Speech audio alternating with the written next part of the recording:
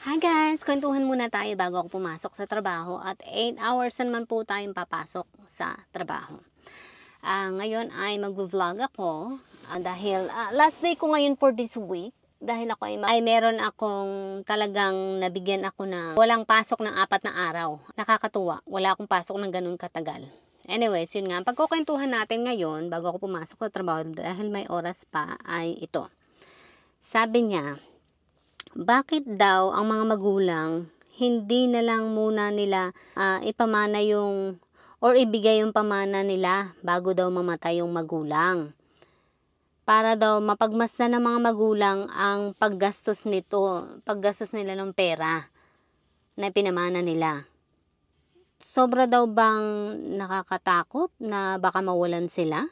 Kaya daw hindi agad binibigay yung pamana? Baka na lang daw ipamana yung kayamanan pag namatay na sila, or kayamanan sa mga anak bago daw sila pag namatay na daw sila. Ako daw, sabi niya nung nag-comment, ako mas gusto kong makita yung mga anak ko na ginagastan nila yung pera. Oh no, dangerous. Okay, nakakatakot iyan kung ikaw ay isang hindi mo pa na-experience yung anong tawag dito, mawala ng pera completely. Nakakatakot. Kasi meron akong napanood noon na, sino yun? Yung anak niya, dati din siyang mayaman. Marami siyang mga ari-arian, marami siyang mga naipundar, marami siyang mga naipon. As in, mayaman nga siya. Ang mga anak niya, napagtapos na rin niya ng pag-aaral, merong mga nurse, merong doktor, merong engineer, merong architect. Yun yung mga anak niya. 4 ata or 5 yung mga anak niya. Ewan ko kung hindi mo nabalitaan yun. Basta nabalitaan ko yun. Ang ginawa niya, pinamana niya na agad yung mga ari-arian niya sa mga anak niya. Binigay na din niya lahat ng mga pera niya, naipon sa bangko sa lahat ng mga anak niya. Knowing na, yun nga, dahil nga akala niya, ay magandang idea yun na ibigay agad yung mga pera niya. Ibigay agad. Okay lang, siguro ibigay mo na yung mga properties mo, no? Pero, pera, kailangan nandyan pa rin yung pera kasi kailangan mo pa rin yan. Okay? Or source of income.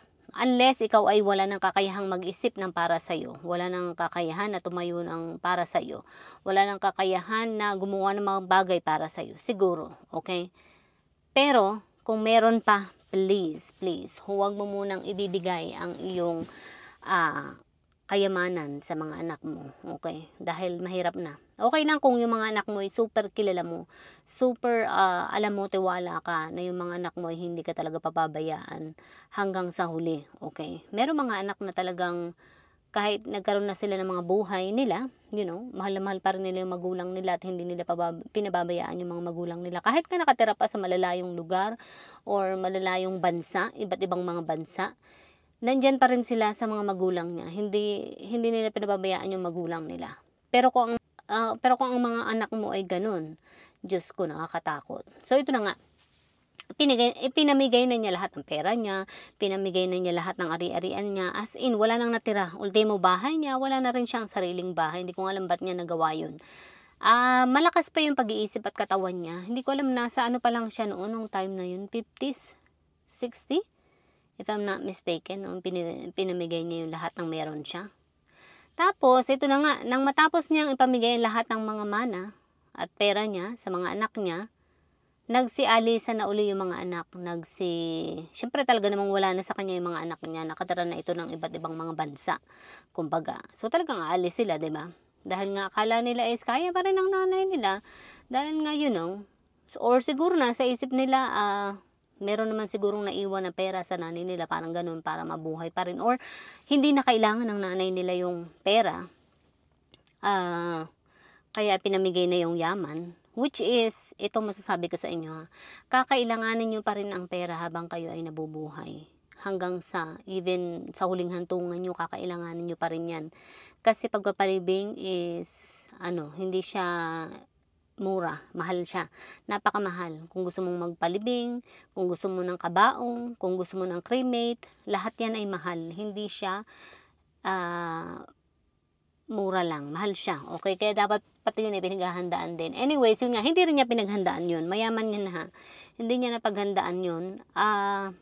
Ito na nga, Nawala na yung mga anak, nagsialisan na, bumalik na sa mga bansa nila kung saan sila nakatira. Tapos, itong si mother ay nagkasakit. Na-confine siya sa ospital. Hindi ko alam kung anong naging sa kanya, parang cancer yata. Yun, na-confine siya sa ospital. Ngayon, hindi na niya alam kung saan siya kukuha ng pambayad.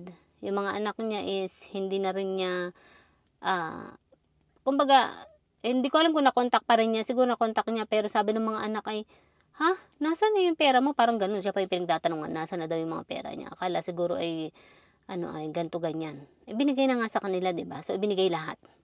So, yun, walang dumamay ni isa sa mga anak. My God, grabe.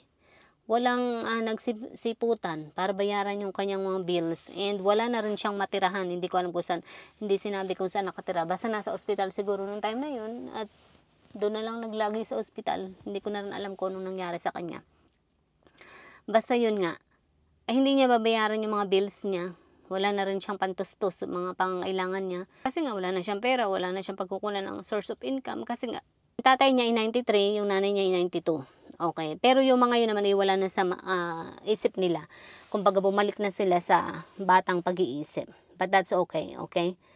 Pero yun nga, may ilan naman sila magkakapatid. Nagtulong-tulong naman sila sa pag-aalaga doon sa mga magulang nila, kumbaga. Yun nga, pag tayo ay nabubuhay pa at malakas pa tayo, kakailangan ninyo ang pera. Sabi ko nga yung mga matatanda dito, grabe, they are living in their own. Namumuhay sila ng kanila.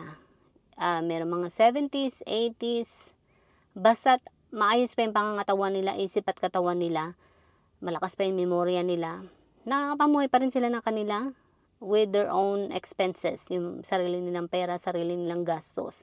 May access pa rin sa sarili nilang mga pera. Yes, kasi nga, yun ay will nila, okay? So, yun ang dapat na, isipin natin. Hindi ako anong tawag dito? Hindi ako kailanman hahangarin na, ipamana mo na sa akin ang kayamanan mo bago ka mamatay. No. Kung gusto mo ikaw, para sa sarili mo na ganun ang gawin mo, para sa mga anak mo, then magpundar ka ng sarili mong kayamanan at yun ang gawin mo sa mga anak mo. Okay? But, you'll see, yung mga kagasusan ay nandiyan pa rin. Okay? Okay. So, bye!